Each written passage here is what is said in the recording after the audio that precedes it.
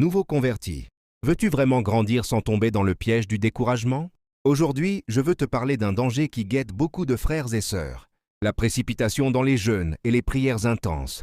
Je veux poser ici une base par cette écriture. Ce n'est pas bon d'avoir du zèle sans connaissance. Proverbs 19:2. Attention, je ne dis pas que prier est mauvais, bien au contraire. La parole nous dit « priez sans cesse ».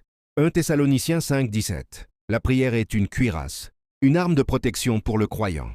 Paul ajoute « Faites en tout temps par l'Esprit toutes sortes de prières et de supplications ». Éphésiens 6:18. Mais il faut apprendre à marcher étape par étape, comme un enfant qui grandit.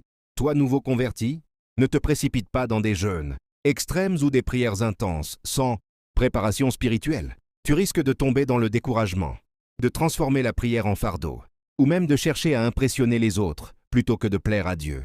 Jésus lui-même nous a avertis, « Veillez et priez », afin que vous ne tombiez pas dans la tentation. Matthieu 26:41. La vie chrétienne est une marche. Comme un bébé commence par le lait avant de manger des aliments solides, toi aussi commence par les bases. Lire la parole chaque jour. Ta parole est une lampe à mes pieds. Psaume 119:5. Priez avec simplicité et sincérité. Fréquentez l'assemblée des frères. N'abandonnons pas notre assemblée.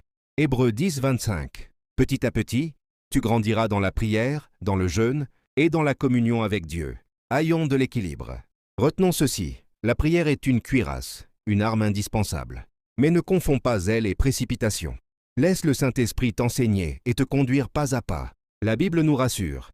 Celui qui a commencé en vous cette bonne œuvre la rendra parfaite. Philippiens 1:2. Et maintenant je vais prier pour toi. Seigneur, aide chaque nouveau converti à marcher avec équilibre et persévérance. Remplis-les de ton esprit, afin qu'ils grandissent dans la prière et dans la foi sans se décourager. Amen.